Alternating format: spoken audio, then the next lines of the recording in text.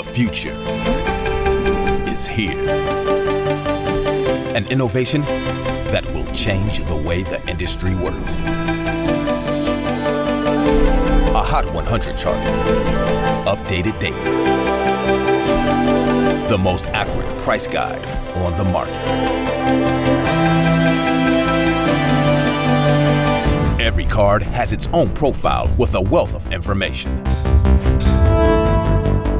Know the precise, real-time value of any card in the system. On demand.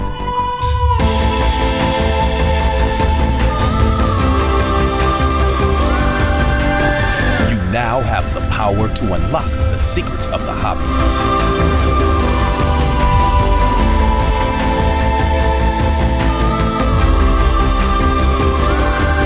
The game changer is here.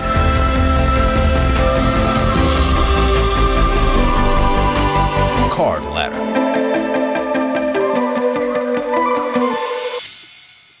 What's up, man?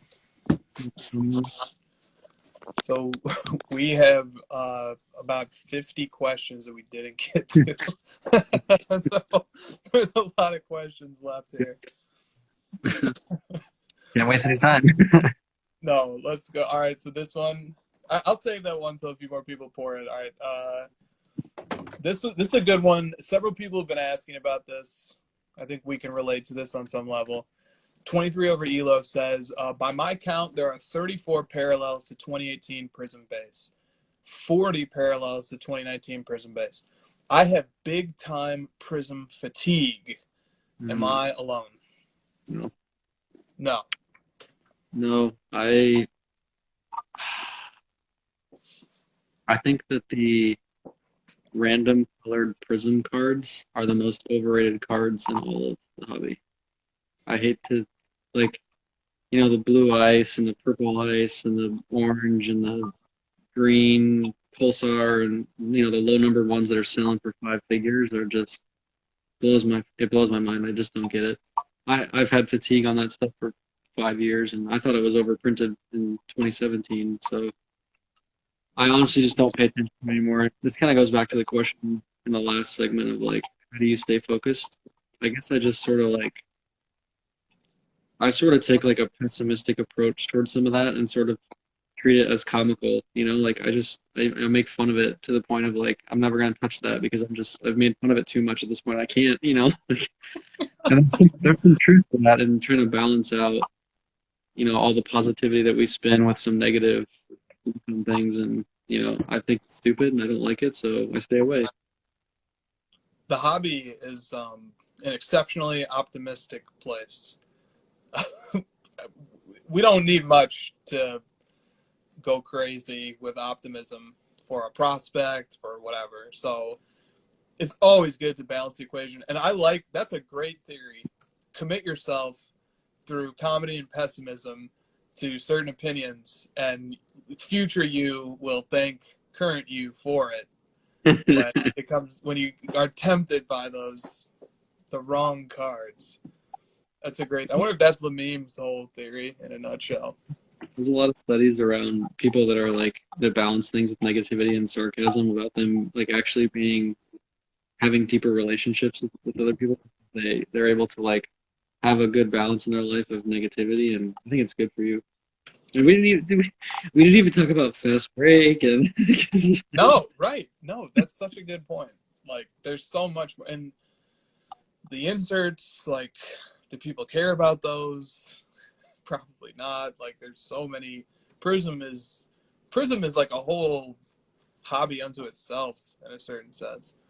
I do like the jersey colored stuff. Someone said, like, sell your Luca blue. I like the Luca blue because it makes sense. Like, Luca orange makes no sense to me. It just doesn't. It's just like, Why? that makes sense. There's, like, the Mavs couldn't be any further from the color orange. Like, they have zero orange anywhere near disco. You couldn't pick purple. You couldn't pick green. Like, He's saying, you should like what he's saying. He's downplaying orange, which you sold, and I wanted to keep. That's No, I like the green Giannis rookie. I think that's cooler than the silver. me too. And much rarer, for what it's worth. But green LeBron or green Luca doesn't make any sense. Yeah, so okay, let me use that as an opportunity to pivot to a question we got. I just want to make I know the question, but make sure I get the person right. Oh, why do I always put these in WordPad and then I cannot control F it? Somebody wrote in. If you're in the chat, speak up. But somebody wrote in. Oh, here it is. From Hometown Authentics. Why are prices of Prism Base and Prism Red, White, and Blue so close? Right? So that kind of speaks to this question of these obscure parallels like red, white, and blue. It's much rarer than the base card, obviously, yet it sells for the same amount as the base card. Why? Why are they so close in value? I mean, it's just all about like iconic. Which one's more iconic? The base is just easier for more people to understand and gravitate towards. The red, white, and blue is more rare, but I'm just not sure. It's not as collectible, and it just doesn't quite make as much sense for what the goal of that kind of card would be, which is to invest and like get volume of. Yeah, so CZ cards is people just don't like red, white, blue. Like, yeah, that's it. You know, or Authentic Goods only says Prism Barbershop is the weakest parallel in the game. You know, that's definitely that side of it, is like people just don't love that particular parallel. It's too much of a deviation. You know, it's just another card. Like, the base is the one that people know and then people gravitate to, and it looks good, to be honest. Like the Prism base card, it just looks good. Yeah, the red, white, and blues look poopy. All right, so that's a little bit of Prism talk. All right, we have 70 people now. I want to bring in the question for that Christina can opine on if she wishes. WNBA? This is from Sparky Collect. He says, "How do I continue the hobby when my wife hates it? Question mark, question mark, question mark, question mark, question mark." You want to chime in on this? Well, why don't you let Josh go first? Okay, we'll let Josh go first. My wife doesn't hate it. She supports it, so I'm not able to. I'm not sure. Yeah, I mean, I immediately put myself into his shoes, and I just said that's got to be annoying. That's got to be really annoying that like something that you love and you care about, your significant other doesn't. Like that's eight Everlast 24s to get rid of wife. That is tough. Like I would really hope that your spouse would be supportive of something like that. That's tough. Christina, why don't you come over here? Say it to the camera. What's your take on this? Wheel over here. I'm adding Say cards. hey cards says show your wife some profit. Back to collecting says move up the wife ladder. I guess I would caution you that you can have different likes and different hobbies. I'm sure you don't go shoe shopping with her. So you tell her that what she spends on shoes, you get to spend on cards, purse, whatever, fill in. Everybody in the chat saying she's gotta go. I wasn't gonna go there, but you guys are doing it for me. Yeah, I mean that is, I think. I mean, does she have a favorite like comic or like you know, like buy her like a shiny pink card? I don't know. Yeah, it's a fair point, but like, yeah, People have seen it more than us. cards is not shoes. Okay, I resent.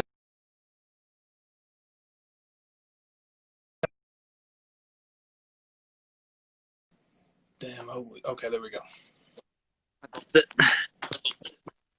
Okay, good. All right. So, I think the democracy prevails here. The wife has to go, Sparky. Gosh, I feel Sorry, man. so bad.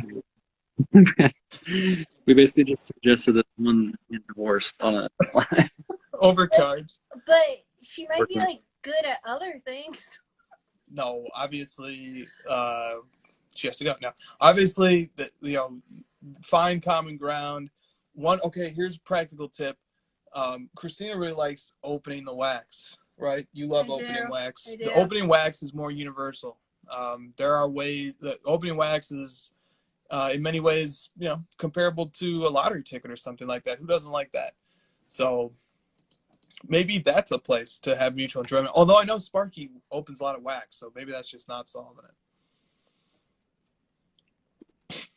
Did the crossover just cause a divorce? I hope not. No.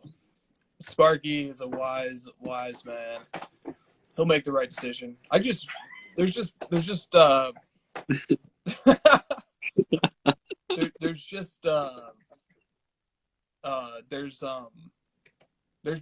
real thing. People have that, you know. Their significant other, whatever, their family might not understand cards. You should tell the story about the first time we went to like a break party. Why?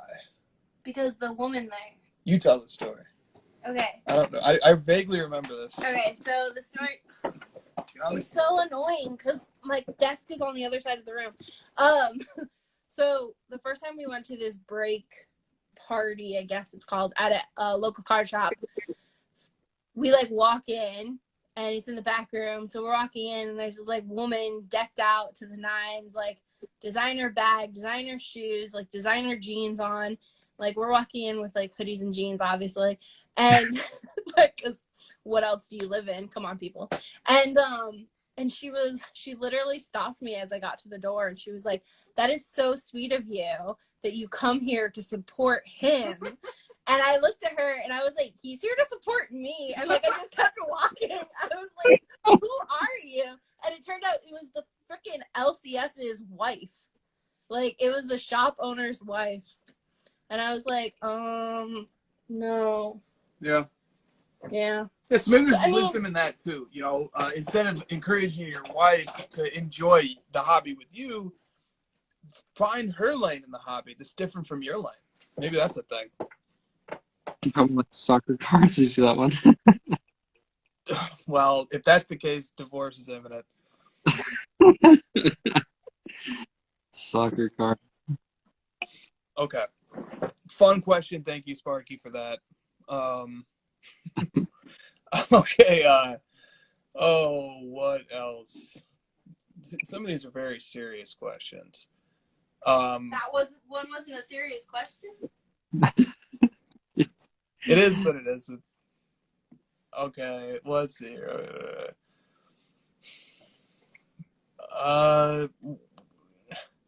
People keep asking about this, so I'm just gonna. We don't have to spend a lot of time on it, but I want to put it out. This one from Putnam Cards also. He says, we've all thought about the possibility, but do we think cards go mainstream, and if so, when? We talked about this like on many episodes.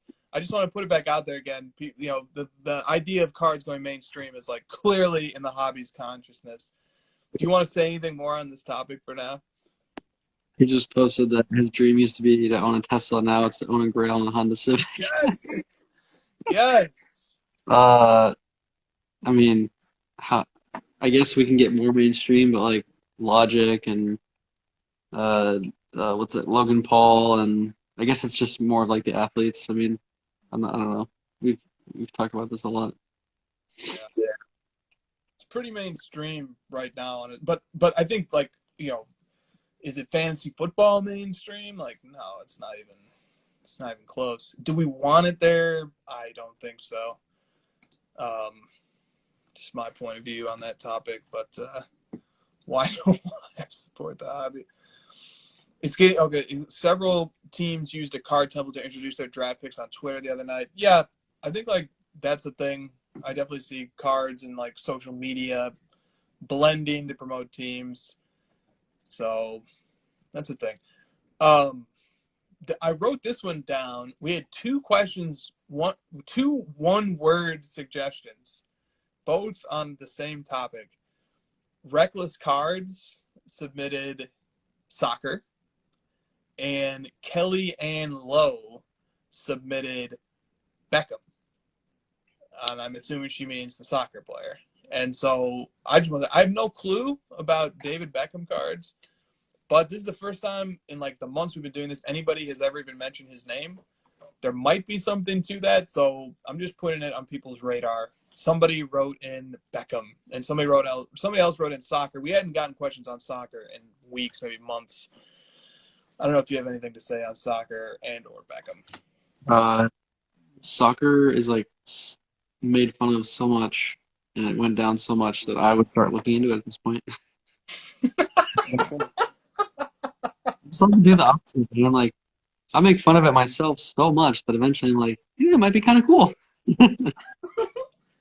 That's just how I think about it. I just like to. Didn't I in like. the first hour he say that if you make fun of something, like it'll keep you away from it? And now he's saying if you make fun of it Well, enough. the conditions upon which he was mocking it have changed, and it's no longer this super pumped up, hyped up thing. Now it's actually maybe settling into a natural groove. Now everyone's making fun of it, so now I got it. Now it's cool for me.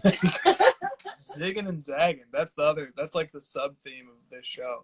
It's only funny when it's just me and a couple of guys that think it's funny. But if everyone thinks it's funny, it's not funny anymore. You know? Look, Flippity Flip says zig when you yourself zagged.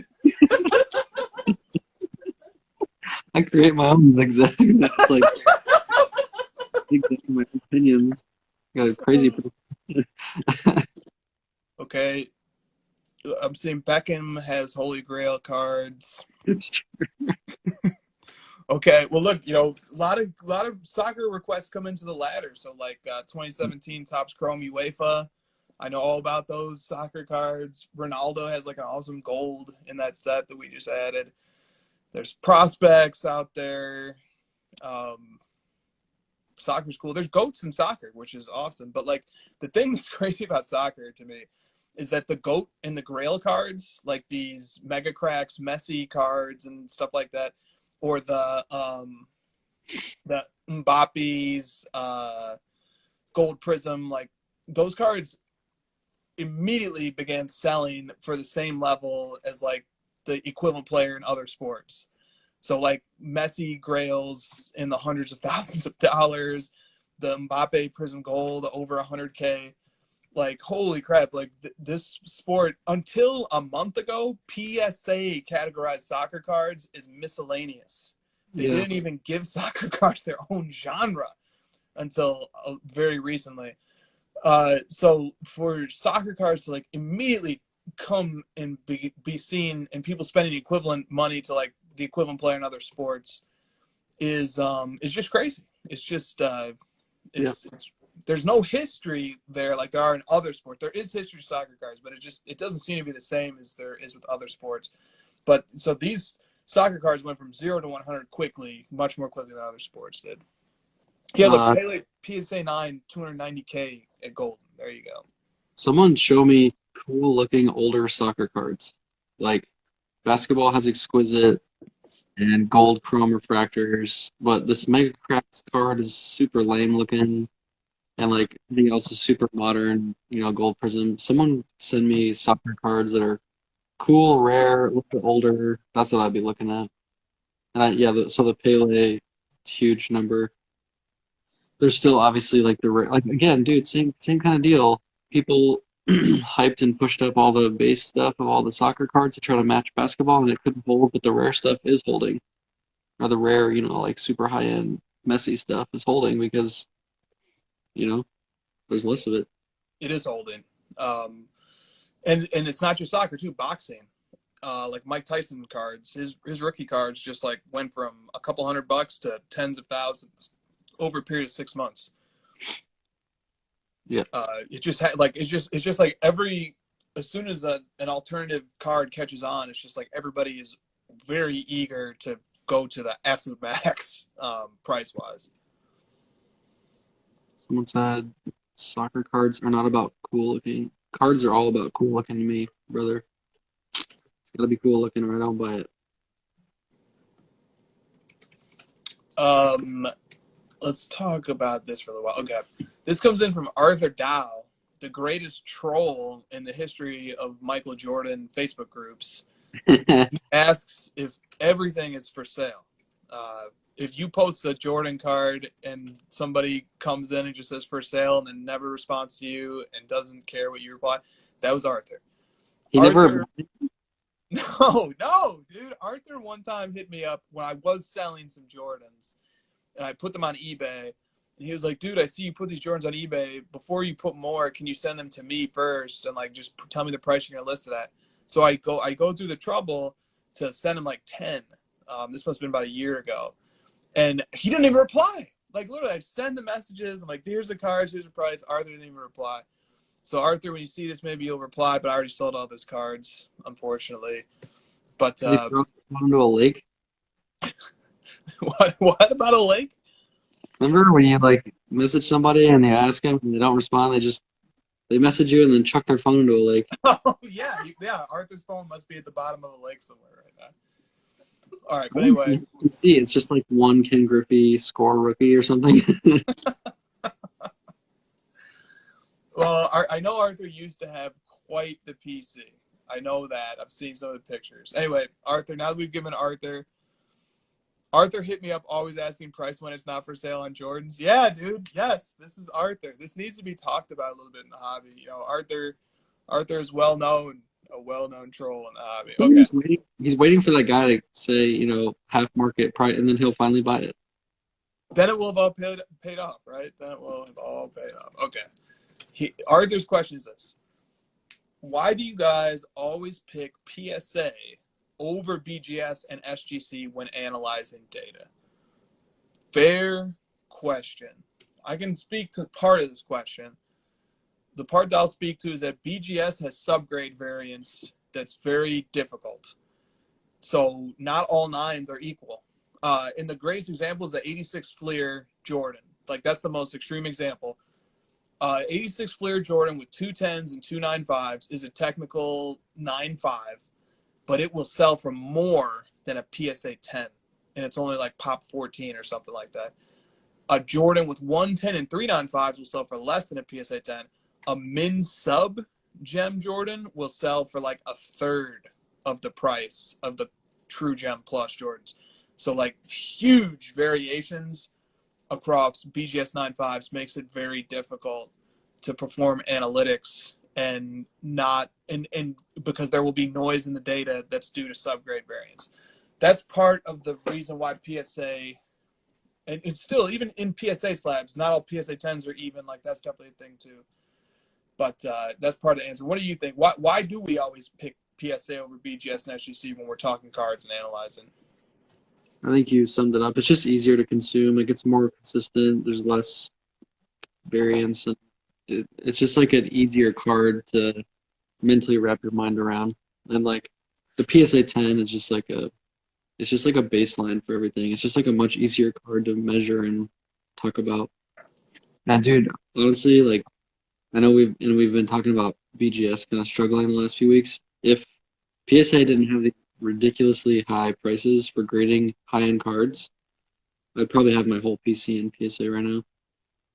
It just doesn't make financial sense for me to spend $10,000 to cross my LeBron RPA to a PSA 6 or whatever the hell they'd give me. It just doesn't make any financial sense. Very true. Very true. Something I've noticed, and maybe it goes to the theory that any publicity is good publicity, even bad publicity. BGS cards have been selling well lately. And it's not just that Luka Gold sticker either. Like, I've been seeing lots of BGS cards creeping up in value lately. So I don't know if it's just like good pub for BGS lately or what, but it's funny the way that works. And the reason why SGC isn't the benchmark for analytics is just because there isn't a rich enough sales history. So with PSA, you have sales going back to 2004 of many, many key cards on eBay. And with SGC, you just don't. Not with Modern. Now, if we were like analyzing 1980 Topps Magic and Bird card, it'd be completely legitimate to look at SGC data. It would be so hard. It would be so hard to start a grading company right now. You just be like fighting this gigantic uphill battle. Yeah, it's a big part of it is because collectors have entire PCs in these slabs, and like all the incentive is for us to see the current companies continue to like do better and not try to switch over. Unfortunately, I mean, if some like magical grading company came up and had perfected how you grade cards and roboticized the whole thing, magically figured it out. Would I want to send my PSA 10s over to them? No. It doesn't No. make any sense. Like, why would I do that? I already have the top grade in the top grading company. You know, it's like, it makes no financial sense to switch. There's no incentive. Exactly.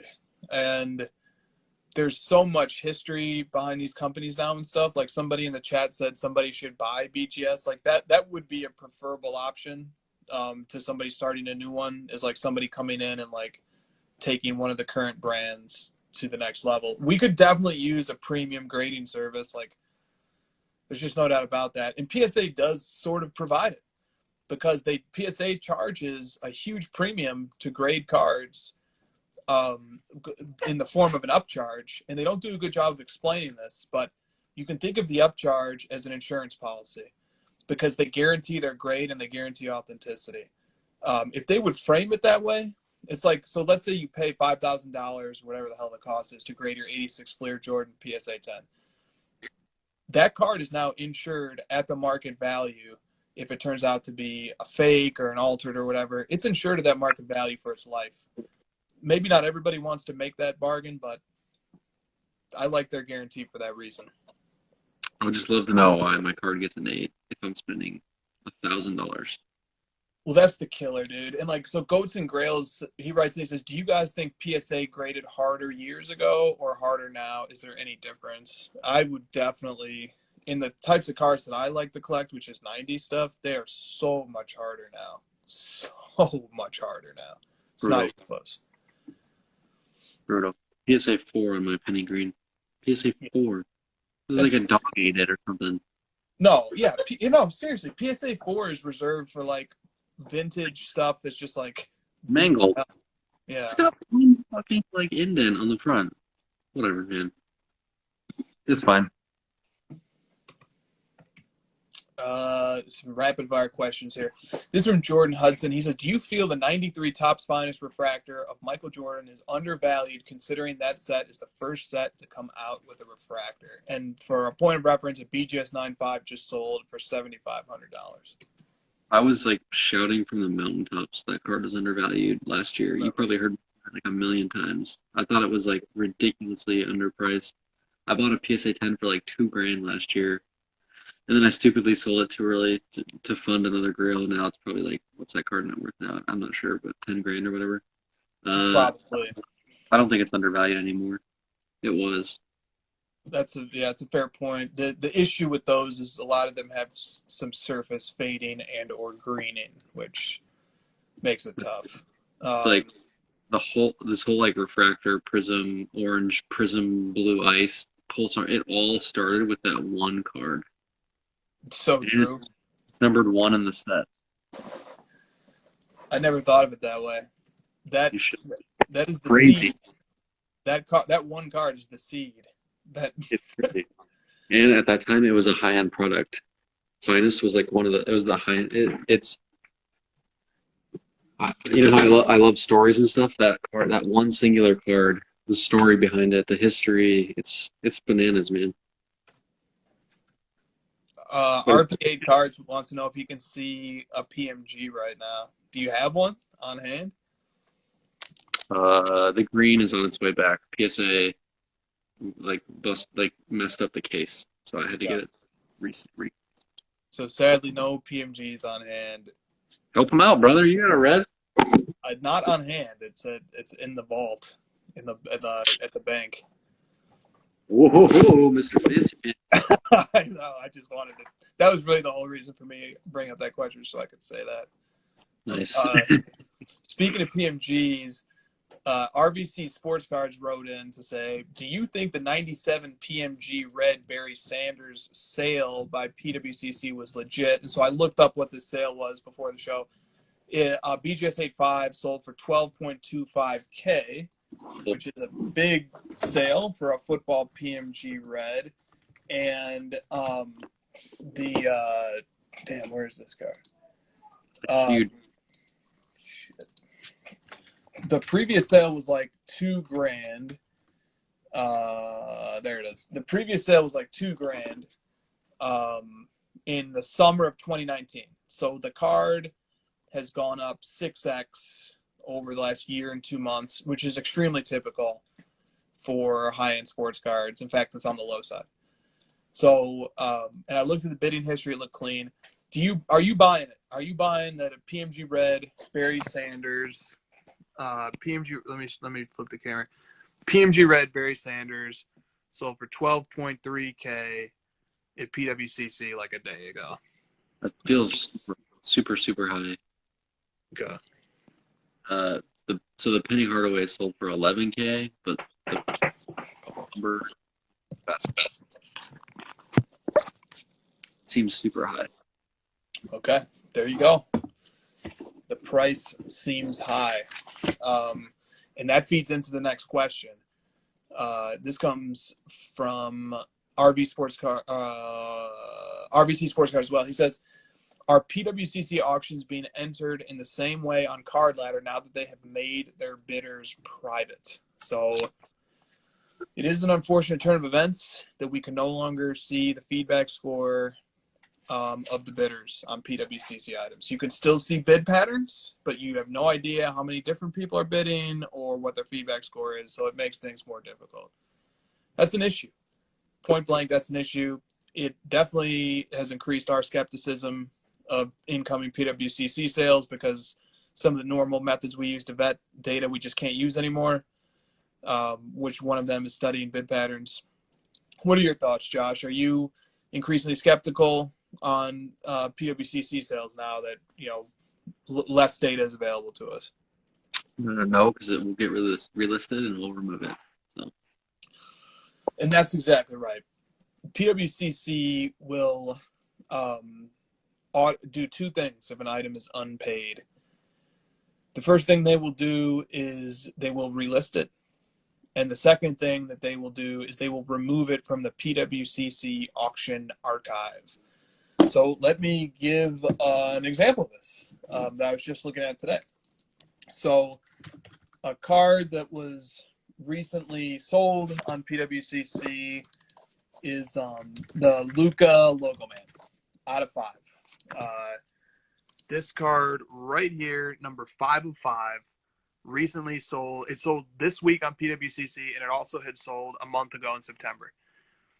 I removed the September sale once this one appeared, but the double check verification, you go over to the PWCC auction archive.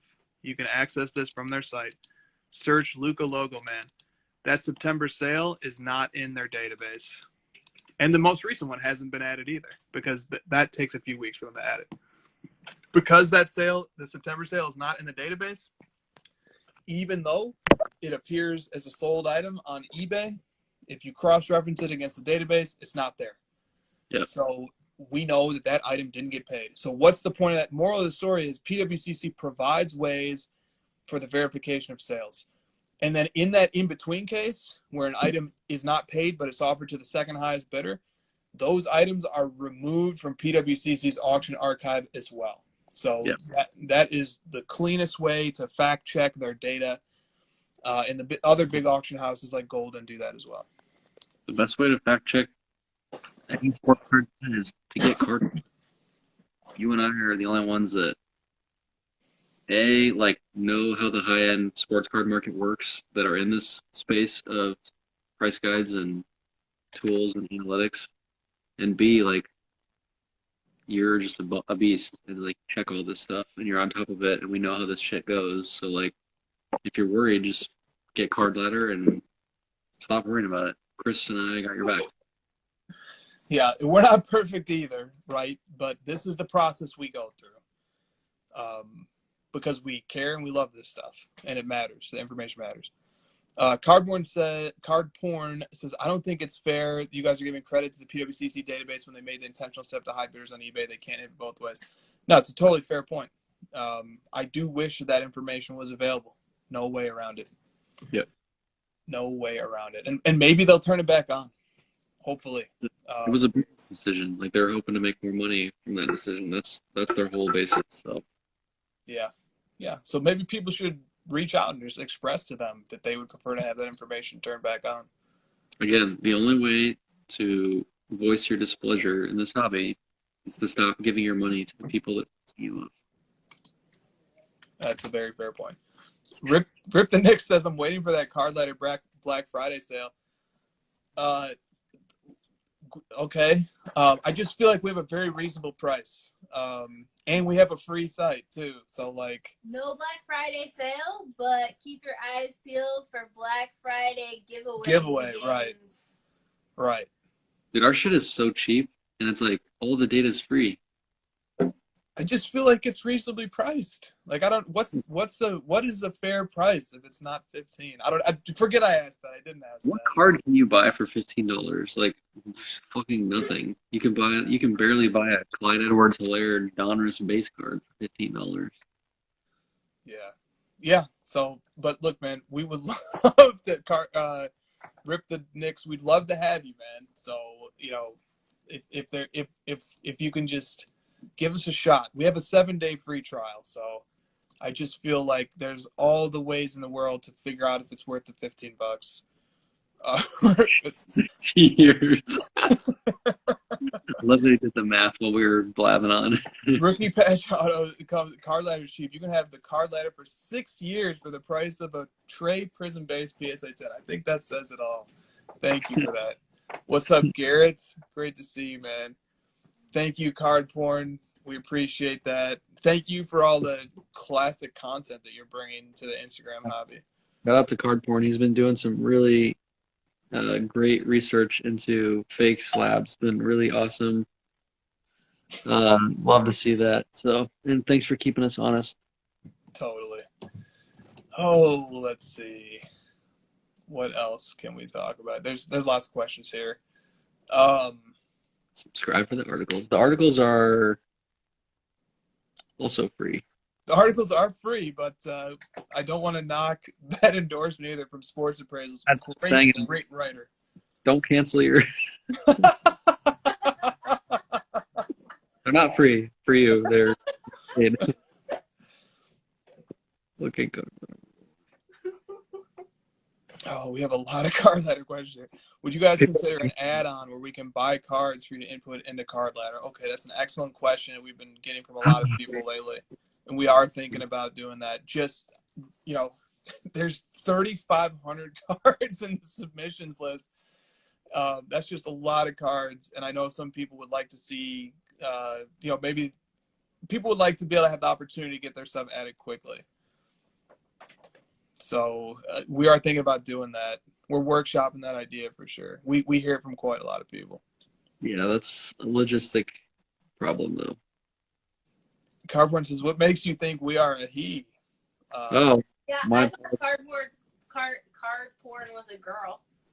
Okay, my bad. He or she. Just, you know, I assume because I'm an ogre, so. Garrett says he has input 22 cards yesterday, just most aren't there yet.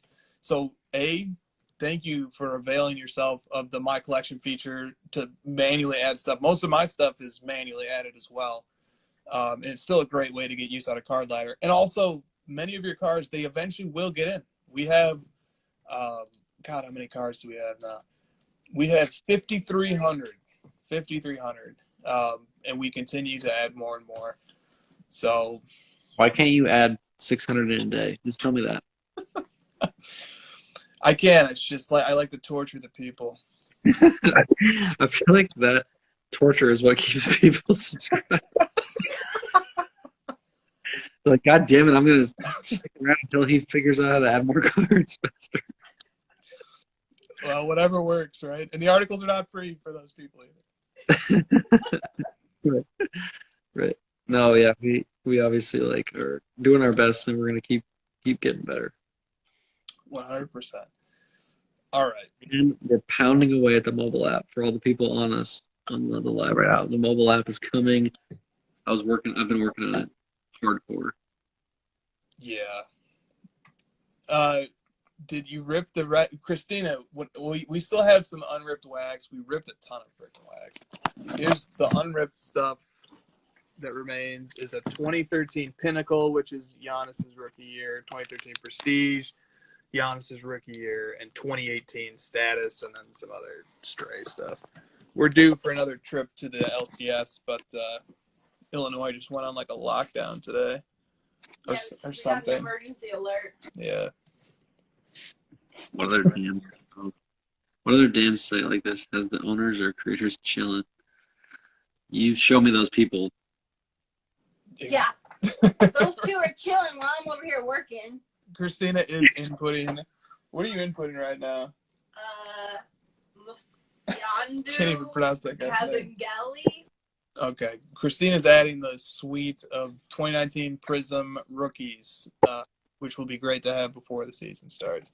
Cracking the virtual whip, Christina. That's all I get from you, Josh. I know. I mean, I gotta This- get back to working the app afterwards. This question came from 90s Rooks. See if I can squeeze a few more in here. So people continue to write in. And they're just like, why would I give you a question if they don't get answered? I got a second in. Let's go. Okay, let's go. 90s Rooks says services such as Discord flip groups, as well as card prep and review services. That is the topic for us to discuss. Services. Services for grading cards for people. Yeah, like I think by Discord flip groups, he or she is referring to like literally groups that just pick cards to target and they all go and buy them and then they wait for them to go up and then they go and sell them. And people pay admission fees to be part of these groups. And then card prep and review services, you know, people pay X dollars per card to have somebody wipe it down and clean it up and put it in one touches and card savers and everything else. What's the question? There is no question. It's just the topic. 90s Rooks would like us to discuss services. Sounds cool. The only service you need is Card Ladder. Okay, there you go. Yeah, it's I have a low paper. You know? Yeah. I've never availed myself of any of these things. Discord, flip groups, card prep and review. I've never used any of them. Except Card Ladder's Discord? Except Card Ladder's Discord, which I maybe should use a little bit more. Yeah. I got mad at you the other day for not responding to them. Dude, I know. I need to. I need to hit Benny back. God. I don't think Benny knows who I am, Josh.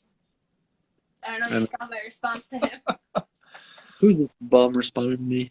Yeah. He was like, can you tell him next time you talk to him? And I like look across the room and I was like, sure, next time I talk to him, I'll tell him. Motherfucker sleeps until 2 p.m. every day. 2 p.m., that's early. Yeah, dude, I slept like 11 hours last night. I had good sleep last night. Dude, it's so funny, like, because I'm like, man, that dude was up late when you're messaging me, waking up at like 3 p.m. or whatever. I'm just like, dude, it's like 1 p.m. here. That means it's 3 over there. Yep. Okay, people have a lot of card ladder questions. Maybe we'll just have to round it out with some card ladder talk. Okay, so Authentic Goods Only says, can card ladder provide a combined PSA BGS pop report page? That would be clutch. BGS is trash and PSA can take so long to load. So that maybe not is on a super high priority. It's a good idea. In the meantime, until we do something like that, you don't need to open up the individual PSA page because each card's profile displays its population. So I can give you a quick example. Here is 2013 Topps Chrome Le'Veon Bell, and there is the PSA pop link, very useful link, but you also can see the pop itself is on the page too. That's the PSA 10 pop. So like at least that number is there in the meantime for easy, quick access, but definitely something to take into consideration.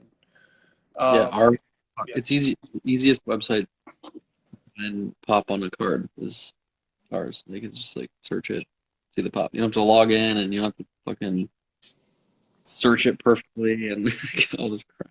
Indeed. Musimbo 23 says, do cards have to be of a certain price level to be added to the ladder, and do you only add certain players? No and no. We add any and all players. The main requirement is just that it be at the top of our submissions list. So if you want to get to submissions, you just click over here, submissions, You can see there's currently 3,570 cards and submissions from our great members. Look, the top card right now is 1960 Topps Willie McCovey All-Star, and it only has, it has 12 upvotes. Like, so it is not impossible right now to get to the top of submissions. You need 12 upvotes. That's not a ton. So it's very doable. If you want a card added, submissions is the most efficient way to do it. People want 6 months. Rodman was like really mad at me that we don't have 6 months. Why? I don't know. It's really like, I feel like it's pretty standard. 2 weeks, 1 month, 1 quarter, 1 year. I guess it's like a pretty big gap from 3 months to 1 year. Oh, okay. I see what he means. Yeah. Okay. A good point from Rodman. Slabs to Men says, will Card Ladder mobile app differ from using it as currently on mobile? Slight differences in UI. So, like, I just want to say one thing before I toss that to Josh. Card Ladder is very usable on mobile. I probably use it, practically speaking, more on my phone than I do on the computer. I do a lot of card stuff on the phone. It is very convenient in browser, but an app takes it to a different level. So, all right, let me kick that to you. Will the mobile app be different from using it on mobile browser, Josh? It is going to be the best sports card mobile experience in the world. That's all. It's just, native is just so much better than mobile web. All of you know that already, and I know what I'm doing. I know what I'm doing on mobile. Like, I just know what I'm doing. So it's gonna be sick. It's gonna be fucking amazing. Like, the previews that I've seen are insane.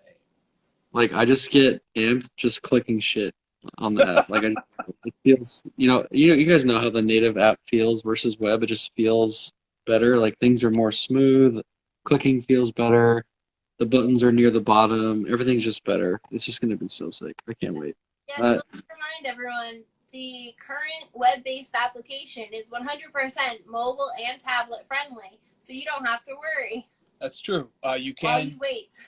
You can use it right now, but I haven't seen a small sliver of it from what Josh has shown me. Just having an app is just a different world.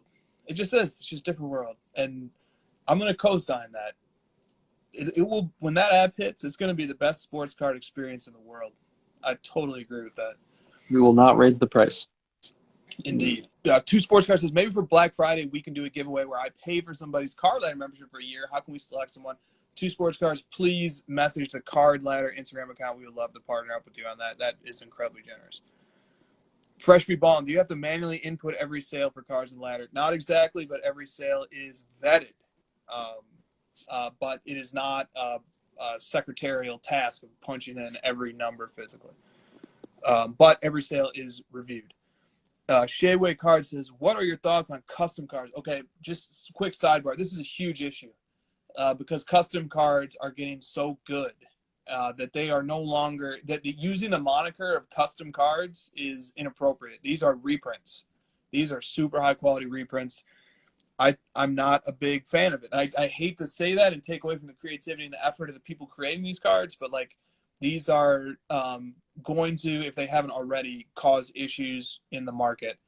And when people are duplicating, like I saw a Giannis gold vinyl 2019 the other day that was just like a passable card. That's an issue. Like, use those talents and creativity to make something original, in my opinion.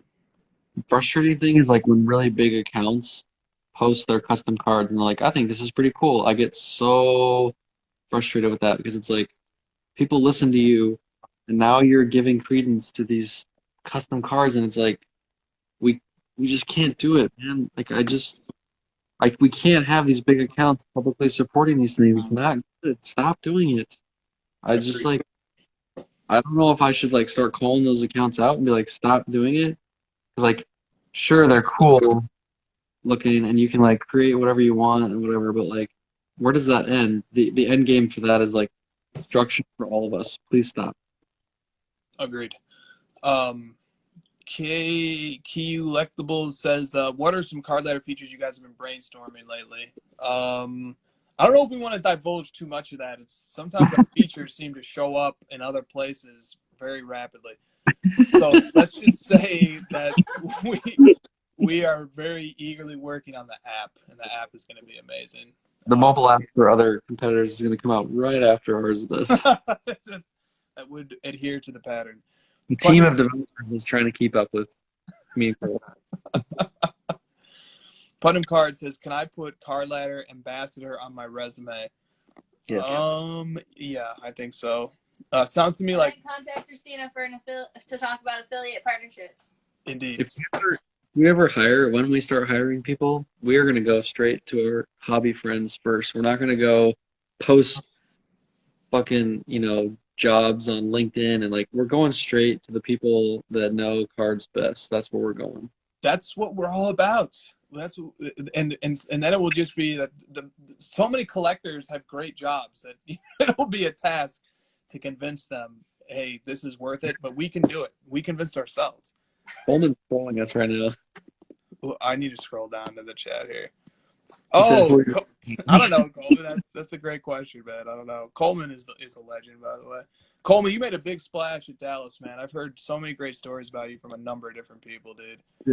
Multiple people said Coleman was the legend at the Dallas show. Like I had probably 7 or 8 people saying Coleman was funny, witty, had sweet cards. That's what you want to hear, man. Good, like all around collector. 100%, dude. Great ambassador. Boom. Garrett. When Garrett co-signs you, you're good to go. Yeah, man. There's probably like 20 or 30 guys that when someone messages me if they're good to go, I just it's like, man, 100% behind them. Totally. All right. I just skipped to the bottom of the chat. There were some more questions. I'm sorry, guys. I had to go see what the hype was about. This is the true sign of a legend. When you shower praise on them, they turn it away. So true. I remember Coleman on Cardboard Chronicles was a very great. People love that episode because he told the story of kind of the story of his evolution in the hobby, which is a very inspirational one. People love that episode. I recommend go check that out. Coleman before he was the Coleman you all know now, when he was on the way. Going from humble collector to full-time dealer and taking the plunge is a scary thing, and to see someone like take the humility and seeing them in person talk about it, it's huge, man. It's a big inspiration for everybody. It is. Going to Dallas January 29th to the 31st. So I assume that's the next Dallas show. The only show ever. Well, first of all, fingers crossed everybody who was at Dallas last week or whatever it was is healthy, which I haven't heard anything bad, so I think they are. And I don't know if it's very dependent on the COVID situation for me personally. Like if it seems safe, then we would love to be there, but that's the big question. That's the big question there. So honestly, I don't know. National next year, let's just hope that can happen. That's kind of where I'm at on that. I want this live to end. I'm trying to make up time somehow, pretend that there's more time. Yeah, all great things do need to come to an end, though. Maybe we'll take. There's 24 questions left here, but maybe we'll take one from the chat. Yeah, let's see. Somebody in the chat come up with a question, and I'll take one more from our list. Let me see if I can pick an interesting one here. Lots of very niche ones here. And stuff we've talked about before. Okay, this is a good one. This is a good general question back on the strategy side of things. This comes from Chrissy Buckets. His question is simply, when do you sell? I'm afraid if I sell at the peak, the buyer will file for an eBay return. Oh, you really threw a wrench in there at the very end.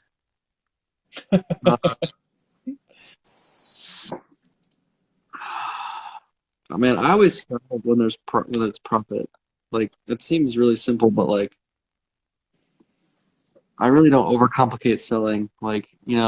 if I buy something for 1,000 and it's like 1,500 or 1,700, I'm not afraid to take the profit. I'm really not. Like I know that like some guys are worried about it, and believe me, I've made so many sales where it's like doubled after I sold it really quickly, and I never get upset about it because I took my profit. I just kind of moved on and did the next thing and moved it into some other card. I'm just never really worried about it because you're never going to be perfect.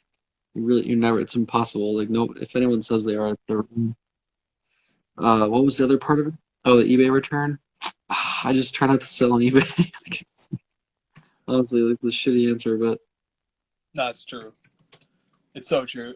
Dude, so many sales happen off eBay these days. And it sucks. I like to have the data. I wish more stuff sold on eBay, but the return window is an issue. Chasing peaks can be tricky. Like people know this, I think, but I'm liquidating every non-essential Luca card right now. Will Luca cards go up in a month? Yes, I think that's a safe bet. But I'm selling them now. Definitely have made profit on all these cards that I'm selling. I think there is a minimal chance of a return when people get a card before the peak, which I think is an advantage of selling now. And this is, of course, you want to make as much money as you can, but like a nice hedge against that is sell a card when it's on its way up, maybe not when it's at its absolute peak. If you can do that, that's kind of what I'm trying to do right now. yeah, and if you sell before peak, the person you sold it to is going to get really excited about making money off your purchase, and they'll be less likely to return it. Very true. Very true. Okay, right. I do have to pay for that 800 card sub. I sent 300 of them this week. Good Lord. You're just... Can I just... God damn it. You guys make me so anxious. It just drives me crazy. Yeah. At least I didn't send 800 at once. What? Just do it. Just fucking send them all. Well, the theory behind this, I talked to Coleman about this, actually. The theory behind this is hopefully this can diversify the risk so that 3 different graders potentially, if I get one terrible grader, the whole 800 cards don't get hammered. I don't know. I get it. I'm not questioning that. I'm questioning how you got to a point where you had 800 cards and you graded. because these cards are not worth what these cards are worth way too much money. That's how that happened. I never have more than 100 cards in my possession at any time. I just don't like having decisions to be made. I know. It was very terrible preparing all that stuff. I hated every moment of it. You're going 465 cards at PSA. That's awesome. I hope you kill it. That's a lot of cards. Since June? Okay. Many orders since June have popped, so you should be coming due any minute now. Yeah, I've got most of my stuff from May and April back, and I'm waiting on June right now. PSA has been... Dude, I just sent them a 3-card crossover and then a reslab, and I got them back fast. Nice. Granted, they were like more expensive services, but still. That's good. That's good that you can pay your way into the turnaround time if you need. But your way of calling me a snob. Yeah, right. Exactly. Stein 1213 has 350 at PSA. God, this chat probably has thousands of cards at PSA amongst all of them. PSA can probably vouch for all of these, being like, yeah, we got a fuck ton of cards with us right now. Have you seen that picture, the BGS? I don't know who got that picture or how, but it was a picture of like BGS's mailroom, and it was just like a fucking like disaster, just like a million boxes. Please, I do not need to see that right now. I just have to have the blind faith that like stuff is getting sorted properly and oh my god. I have a picture in my head of like PSA with their new barcodes that you put on the outside of the box of them like automatically scanning, and BGS just like picking up boxes randomly and oh yeah. sadly. Come on, BGS. We're rooting for you guys. Rob Kardashian just hit. I assume that's who Rob K is. The 1-of-1 Honus Wagner auto. Man, Rob K is going hard, man. He must be opening a lot of product because that's 2 1-of-1s he's got now. 1-of-1 Honus Wagner. What's going on? Rob Kardashian hit a one of probably worth $1 million according to that guy. TMZ article forthcoming. Stupid. You know that he probably called TMZ and was like, "Hey man, tell him it's 250." Okay, Right. Yeah. Okay. We'll just go with that. that makes sense. Numbers made up, but sure. Totally. Shout out to Vic Boss. Did my first deal with him not long ago. Great guy. Has an incredible collection, man. Great guy to deal with. He helped me make my current Cardboard Chronicles logo. Sick. Okay. Shit. That's awesome, dude. Card Boss 713, man. A lot of great people in this hobby. Okay. Are we ready to wrap this thing up? I think we are. But look, here's there are many questions still remaining. I'm sorry that we didn't get to all you guys. Look, this is what I do. Just so you know, your questions are not being ignored. They get put into here. Okay, the questions get put, and then I delete them after I've asked them. But your questions are not ignored; they are all at least seen. We just only have so many hours in the day. I wish we had more. Right? That's. I have no way to just be like a 12-hour show. A 12-hour show. I'm like getting delirious thinking about that. Well, because you don't have the drive to get it done. I know I would have to dig real deep to get that one done. Well, you know what would happen is people would be like, "Wait a minute, if you're on the live, that means you're not adding fucking cards." Maybe I could do both. I could add cards and be on the live at the same time. Idea. Do one of these in December. Cards of the year.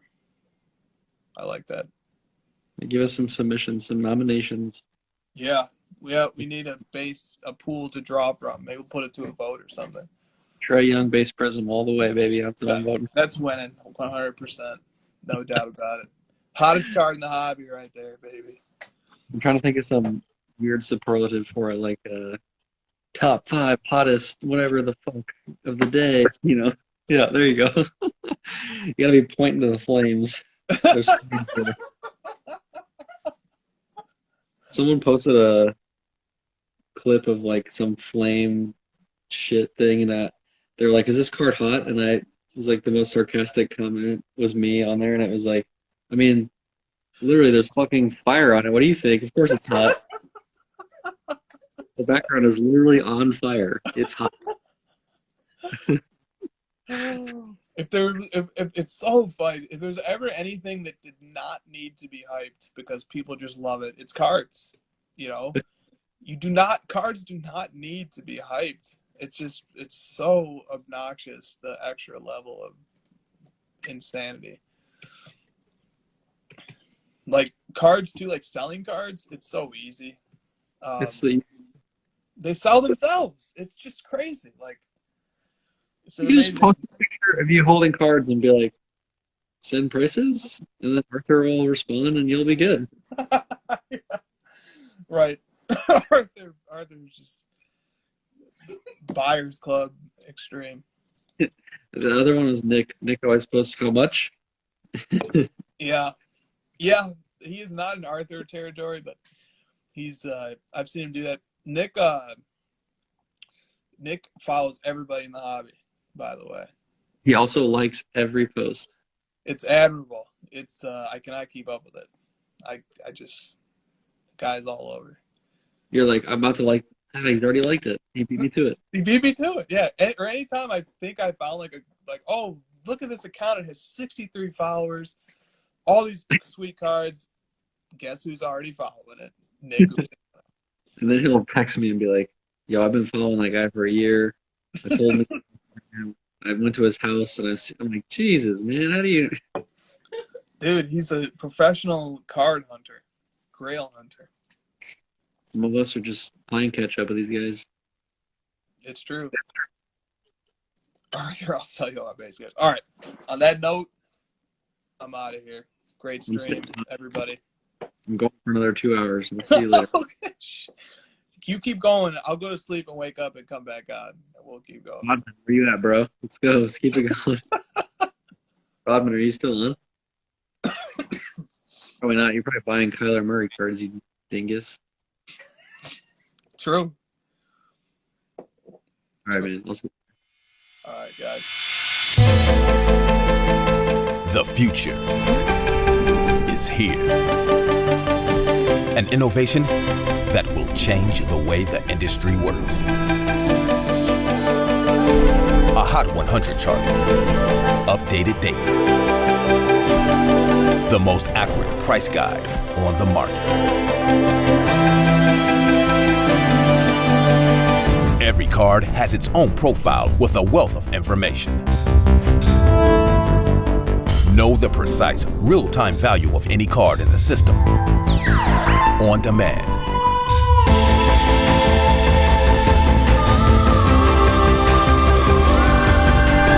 You now have the power to unlock the secrets of the hobby.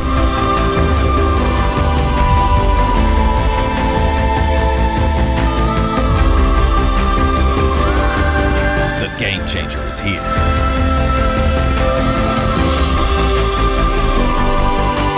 Card Ladder.